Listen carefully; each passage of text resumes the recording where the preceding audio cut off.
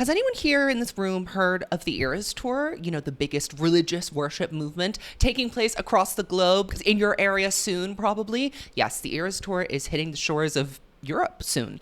And you know what? We have a whole new era to incorporate. I am an Eras Tour addict. You may or may not know that I have attended 8 shows already, and I will be attending 5 more this year.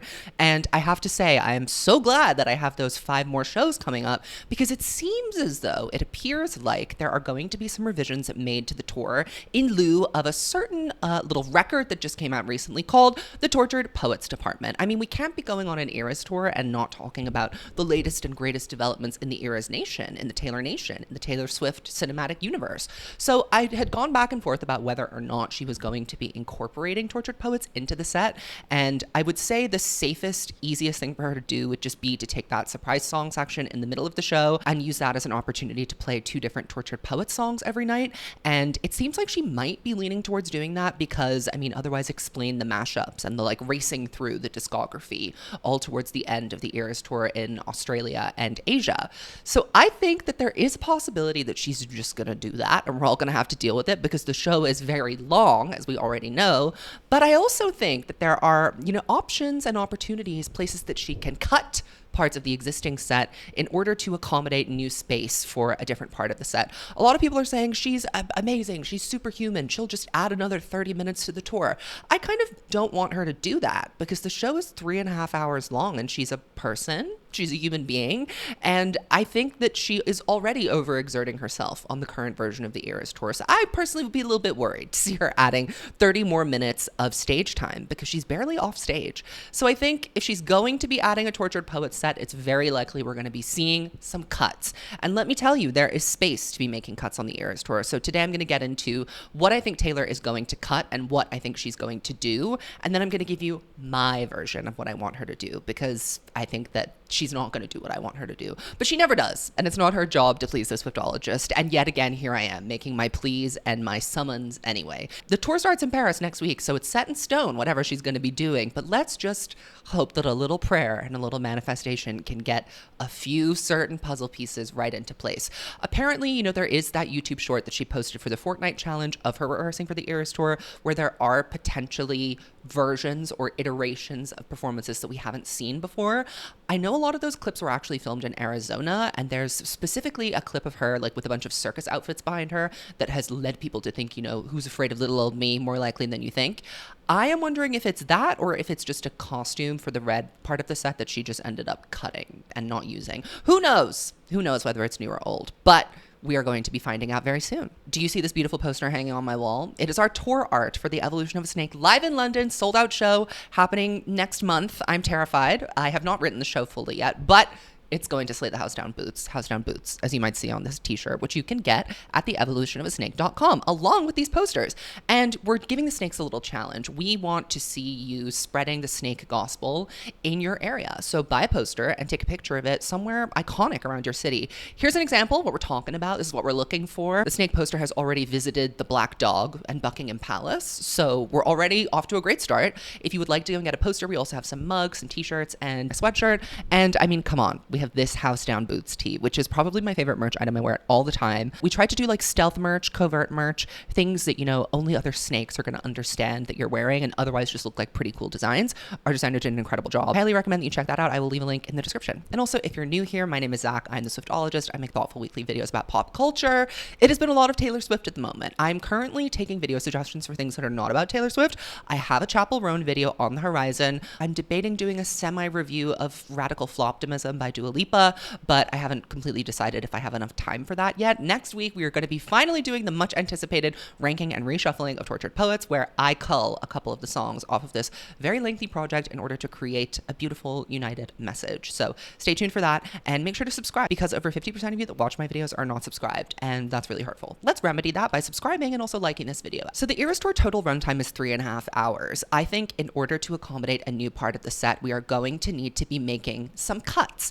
Let's take a look at how long the sets are in general. Lover is 27 minutes long. Far too long for what we're doing in that set. It is far too long. We need 10 minutes max. We need Cruel Summer and The Man, and Done. That's an unpopular opinion. I know that people love to hear Love Her, so I won't cut it, but that's where my heart is. Fearless is 12 minutes long. Jail. Crime. Way too short. We could definitely be adding more. We cannot be taking from Fearless or Speak Now, which has a total runtime of about 7 to 8 minutes. I'm not joking. That really is how long it is. Imagine how long it was before she added Long Live. If she cuts anything from that, she will have to answer to me. Evermore is 21 minutes long.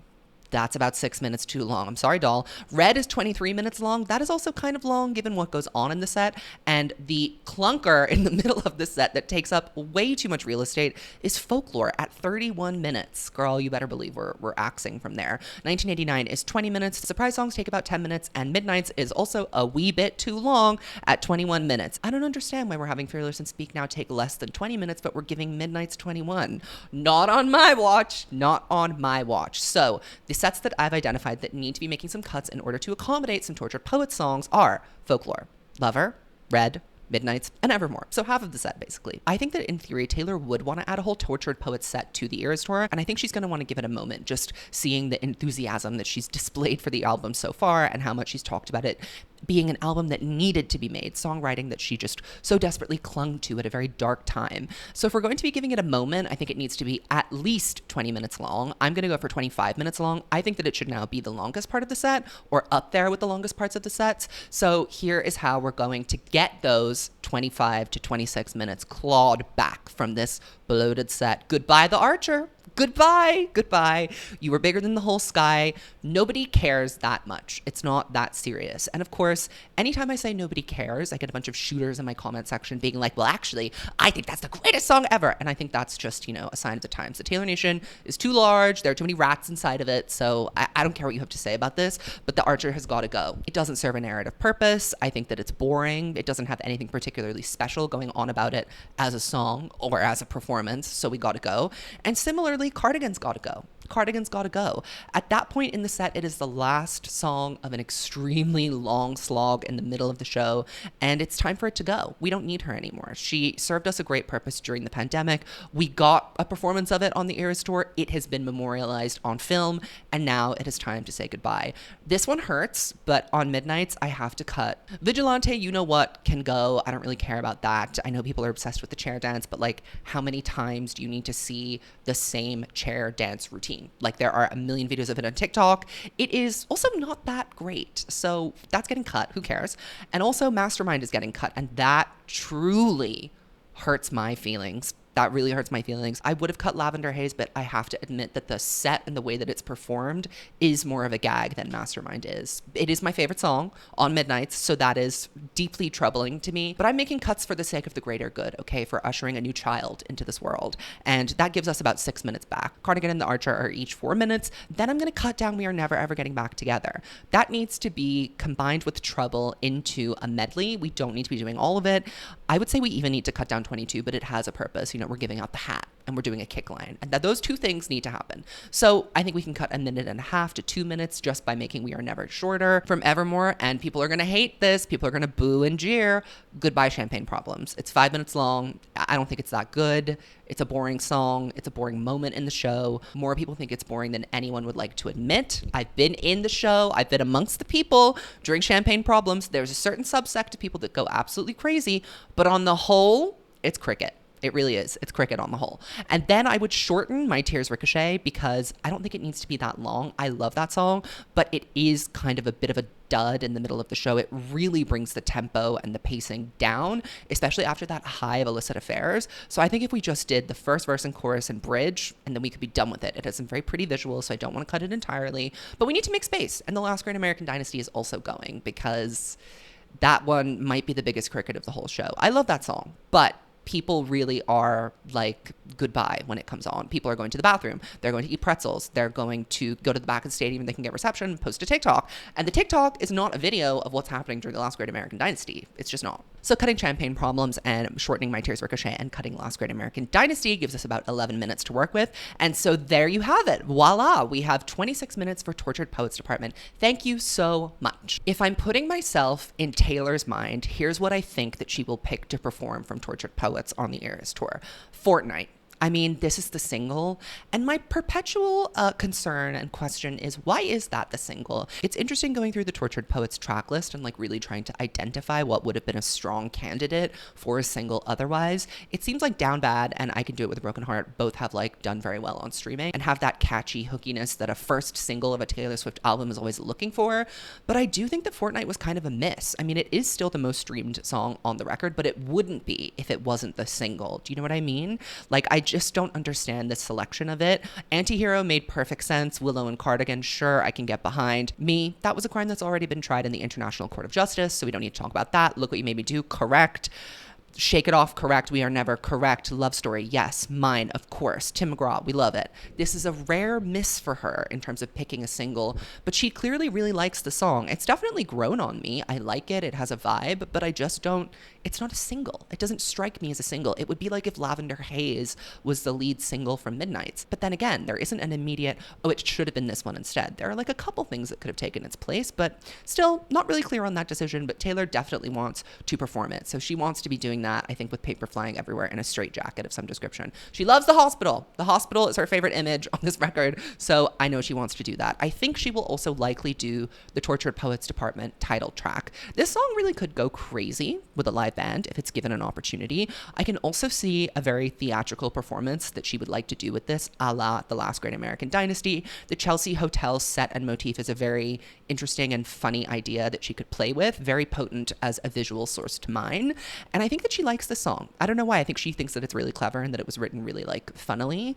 And she's definitely going for wry, dark humor on this record. So I can see why she would add that in. The song other than Fortnight that I think is most likely to be included on the set list is Down Bad. This is just a shoe-in for a performance. I'm most confident about this one because I think that people are loving it. Everybody wants to sing I'm Down Bad crying at the gym. They really do. People want to hear that. And Taylor likes to give the people what they want to hear. It's also one of the top streamed songs from Tortured Poets. I would imagine that what people are listening to and responding to is what she's going to put on the set list for the tour. It's also got kind of a lower tempo, so I think it gives her kind of a bit of a break. She can mope around the stage being sad. This is also ripe for an alien set of some description. I think there is something like very metallic and industrial about the whole Tortured Poets vibe and the visuals. And the visuals can be, I mean, just looking from the Fortnite music video, very old-timey, but also like weirdly futuristic without really claiming a specific time period. It's kind of dateless in a certain sense, if you know what I mean. And Taylor's the queen of generality for doing that. It gives so much opportunity for expansion visually. So I think we need a spaceship on the stage. Where is the spaceship that Britney Spears used for You Drive Me Crazy on the Oops, I Did It Again tour?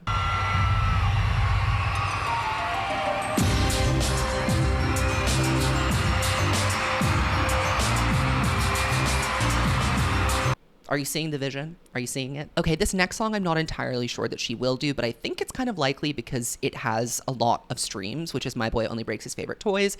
Also, it's a banger, and I think that she, you know, deigned to give it a little monologue explanation of how she wrote it when she did those 4-track explainers. That I think is very indicative of like what songs she's most proud of that she's created. So I think that there is a potential that she's going to perform this, and there's also a potential for a lot of fun visuals. I mean, we could absolutely be doing Barbie-esque visuals. Cruel Summer Barbie is simply not enough. We need more. Also, this is a top streamer and it's very fun to sing along to, I can imagine. I haven't experienced it yet, but hopefully soon. And then of course I Can Do It With a Broken Heart. Guys, this is a no-brainer. This is like a crack in the Matrix though, because it is so meta and like self-referential to the Eras tour itself. I kind of want this to be incorporated into the Lover set, and I will explain that later. It would be really truly stupid not to do this song. Yet another high performer on streams and just so much fun. I really, really want to scream that chorus live with a bunch of other deranged Swifties around me in the summertime. I think the show as it stands is just ever so slightly tilted in the sleepy kind of section and portions of the show. I think that we could definitely be bringing the energy up with Tortured Poets, but you could also be bringing it down. It really depends. This record is like a 50-50 split of like down, up, down, bad. And I don't know which one she's going to want to be on tour. I also think that she will conclude this set with Who's Afraid of Little Old Me. She's clearly obsessed with this song. We know she loves it. And as I mentioned, we've seen those BTS videos, maybe alluding to the fact that she will be including this. But I know she wants to give her very best theater kid energy performance. And if we proceed this with My Boy Only Breaks His Favorite Toys, we could do a really cool, haunted, spooky music box vibe, a la Britney Spears' Born to Make You Happy on the Dream Within a Dream tour.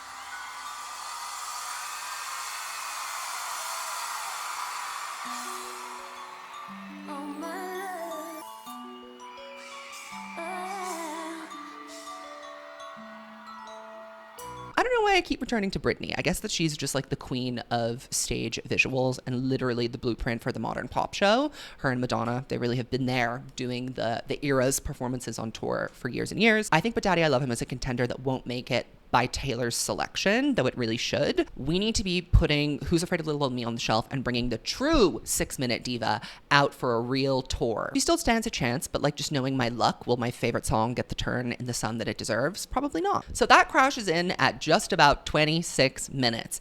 If I can be delusional for a second, I would like the set to go in this direction. I'm going to give you a very detailed delusional explanation of what I would like, and I'm also going to try and keep it within the parameters of a 26-minute set, maybe going a little bit longer by 1 minute or so, but not much longer than that, because I do kind of want to think of what could be feasible. So where in the set would this come? I haven't really decided on where I would place this. I think I would actually place it after Fearless and before Evermore, because I think that keeping the energy high at the top of the show is fun. Or we could do this before Folklore. Those are kind of the two places that I'm seeing we could insert this into. So picture this. The stage is dark, and then you have just an isolated vocal. Stop. Stop. You're losing me. It's a You're Losing Me interlude video. Stop, stop, stop. You're losing me. That like iconic vocal stack. If you listen, it sounds like the voice is echoing everywhere within the room. Thank you so much, Jack Antonoff. So are you following? Are you hearing the vision here? And then it goes, stop, you're losing me. So long, London. That vocal and that choir mixing in together with that You're Losing Me interlude. We know where we are. We know what's happened. We know that Lover is gone. Actually, a transition from Lover the song into this would be crazy. So let's put it second in the set. Then suddenly, a set comes out from the big stage where she comes out wearing the enchanted dress. A set comes out and it's a box. It's like a modular box. Okay. It is an open box. The face is open and it can be projected onto, right? So you can project whatever scene you want to project onto the box. It's not like a set per se. So it's kind of like the Folklore House, but it has a little bit more versatility because we need to be doing multiple things with this little set that we have. So what happens with the projection on this set? Well, we're in a saloon. It's set up. There's a little bar that you can take on and off. There's a bar. There's the double doors for the saloon. There's a couple little like stools. There are a bunch of people just kind of hanging around. Maybe there's some like fake stage smoke, people smoking cigars and cigarettes and drinking brown drinks with ice clinking in their glasses.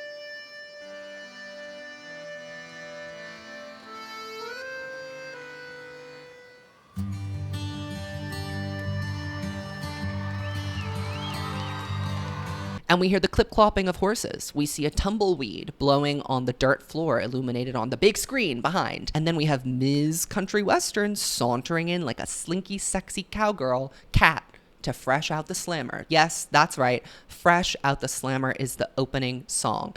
And I really like how intertextual a lot of Taylor's work has become. So something that I would love to see more of on the Era set is the eras interacting with each other. So having that interlude of You're Losing Me and So Long London, we love to see it. I think that for Fresh Out the Slammer, we can get echoes of Cowboy Like Me in the instrumental. You're a cowboy like me in between the like negative spaces in the verses of Fresh Out the Slammer. Do you see the vision? It's kind of hard to describe. I wish that I had the capacity or the ability to like edit my dreams into reality, but that's just not possible. So you're gonna have to just rely on my imagination and walk with me on this journey. Taylor has a gun in a holster on her hip, but of course, she's lounging around on a high stool at this bar. She's flirting with the bartender. Okay, the bartender and Taylor are the focal points of the set. Picture her draping herself all over this dark wood, holding a glass of something brown. I can see the dancers doing like cool slow motion choreography, kind of people just doing normal saloon activities, but Taylor's the only one moving like in real time. We have like a nice golden spotlight on her. Maybe they're playing pool. I don't know what goes on in a saloon. Do they throw darts? Do they like polish their horses' hooves? I'm not sure, but this is kind of an exaggerated moment of Taylor mulling it all over in a dark clarity. Weirdly enough, I'm picturing her wearing a two-piece set with the midriff showing. Yes, I mean, it's not an unlikely thing for her to do. I think we need to be doing not a cowboy hat here necessarily, but certainly cowboy boots, hair in a braid or in two braids, something a little bit different for the Teen Vogue party. And then as the song kind of peters out, as Fresh Out the Slammer kind of does towards the end, she just does one drawling, twangy, I can fix him. No, really, I can. Just that one line.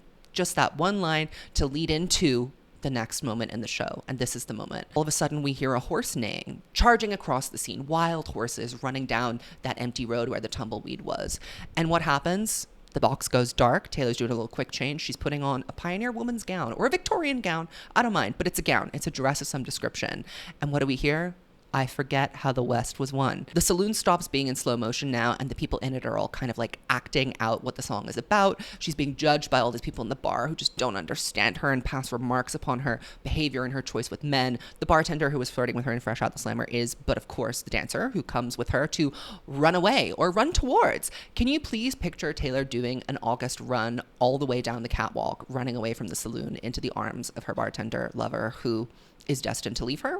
Like, please, this is an artistic adventure that I just need to see. She's going full Taylor Swift speak now in this moment. It is a moment of grandeur, of romantic delusion, and it needs to happen. I need it to happen. And you know what we need to have after But Daddy, I Love Him? We are in need of another iconic illicit affairs interlude between But Daddy, I Love Him and the next song, a bridge, if you will. A moment where she really takes a Gorgina bridge that has the potential to be expanded and expanding it. And you know what's really a rather excellent candidate for the illicit affairs treatment? Yep.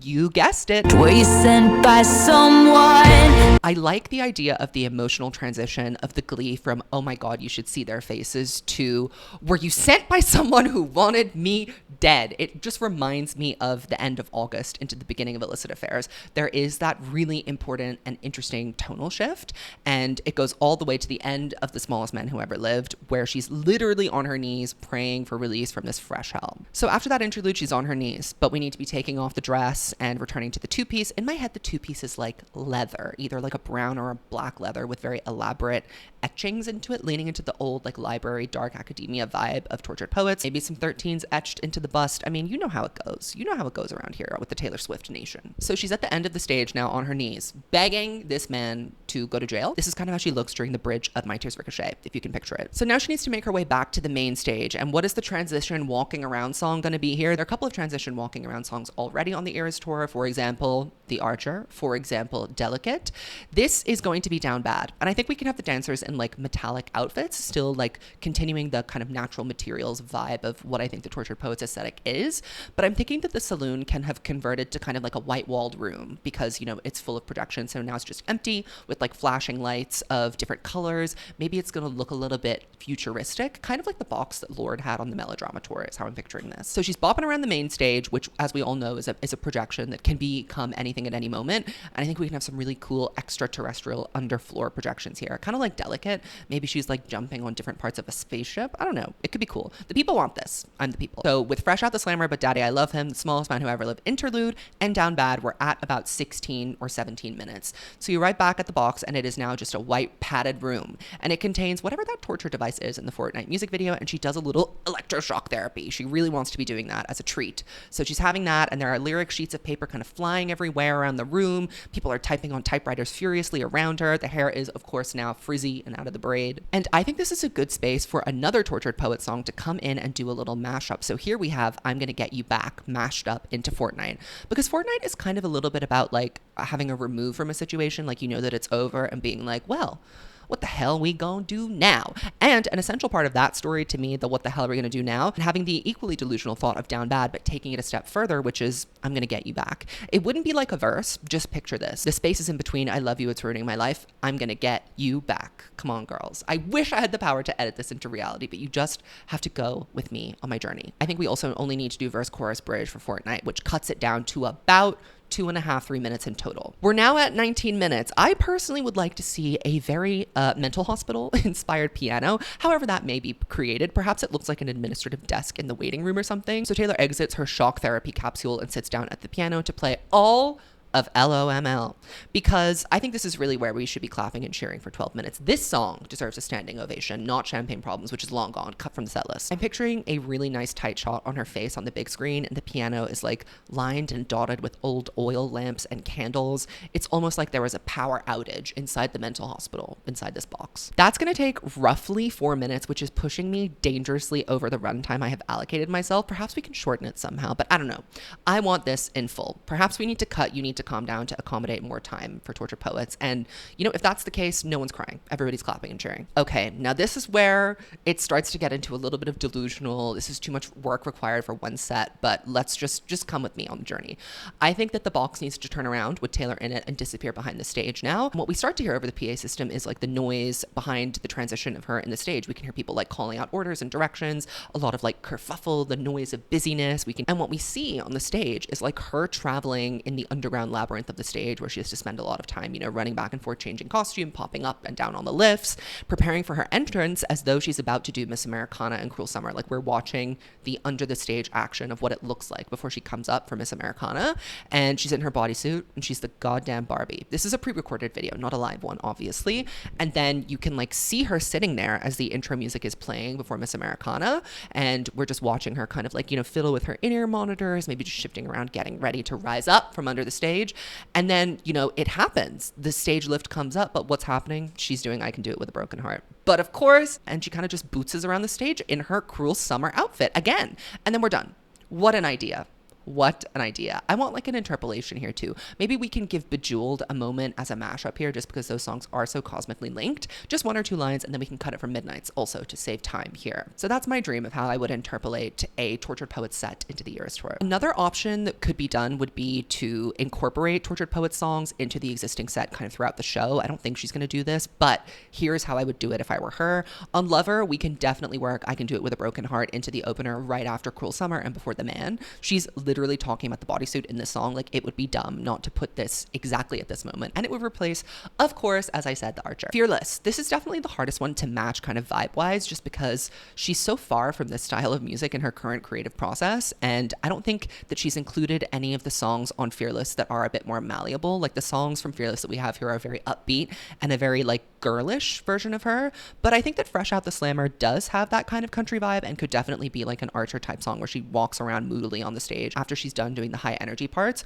Or I Can Fix Him, No Really I Can could work here, because that is a delusion that she was certainly telling her younger self. Evermore, I would love to see the Albatross mashed up with Willow. I mean, they're spiritually sisters and they kind of sound the same anyway. And if you think about it, they are kind of like 2 parts of the same story. Willow is about being this, you know, magical, mystical form of nature in your romantic partner's life and them being that to you. And the Albatross is about being like a fabled legend that people have misunderstood throughout the years. There's something whimsical, old-timey, and fairy tale about that. I think she would love to do a cloak moment with the Albatross as well. So that's how I would incorporate it there. Reputation. Goodbye, Delicate. You are bigger than the whole sky. Of course, we need to make some room here for Who's Afraid of Little Old Me. I mean, that's just kind of the whole Reputation story, and a transition between Who's Afraid of Little Old Me and Look What You Made Me Do could be really excellent. I think we definitely don't need to be doing the whole song though. The who's who of who's that is too sleepy and boring to put in the middle of Reputation. However, talking about how they ripped out all your teeth definitely suits that set. Speak Now, Screaming But Daddy, I Love Him. But of course, there is literally no other option. I need to see her hauling ass in that ball gown, running around screaming, Daddy, I love him. I would do this one in between Enchanted and Long Live. Red. Okay, so my first thought was The Smallest Man Who Ever Lived, but you know what? All Too Well really needs to be the diva, and she needs to have her moment to shine as the only ballad. So I would do what I said earlier. I would cut down We Are Never, Axe Trouble, and just mash up We Are Never with My Boy Only Breaks His Favorite Toys. I can see a really good mashup of those 2 songs. Folklore. I mean, we could simply just cut The Last Great American Dynasty and replace her with Clara Bow, because, you know, same effect, but more interesting song at this point. I mean, we've heard The Last Great American Dynasty already. They are sisters, so I think they can be, you know, alternatively swapped out between each other. We also could just have her hanging up out on that mossy roof after the one and have her sing I Hate It Here, which is kind of the thesis of Folklore anyway, like retreating into your imagination and making up stories. So we could even just start with I Hate It Here and then go into the one. I'm not going to say that we should cut the one, because we just can't be cutting that. Surprise songs are obviously rotating. I would prefer they are different every single night, but if I had to have one song performed here that was a Tortured Poet song every single night, it's LOML on the piano. Duh! Who doesn't want to hear that live? It's gonna gag. And in Midnights, I would replace Lavender Haze with Fortnight, because I think that we could come up with a cool set and it is kind of like an interesting opening song. Or I would replace replace vigilante you know what with guilty as sin, because guilty as sin into bejeweled would gag. Really think about the thematic links that could be made there. That is in different areas. So that's it. Those are my completely insane delusions on how I would adjust the Eras tour in my own image to accommodate the Tortured Poets department. And let me know what you guys think. What songs do you think are a must, that you think must be added into the Eras tour set list from Tortured Poets? And what do you think Taylor is most likely going to include? Because there is certainly a difference between those two things for me. I imagine they are for you too. So let me know. I would love to hear what you have to think. And I can't wait to see you guys next week for what is surely to be a controversial video. My ranking and reshuffling of Tortured Poets. Don't get mad at me in advance is what I'm saying. And also go to evolutionofsnake.com to explore this merchandise, this tour poster. It's all happening, divas. I'll see you in my next video. Goodbye, Swifties.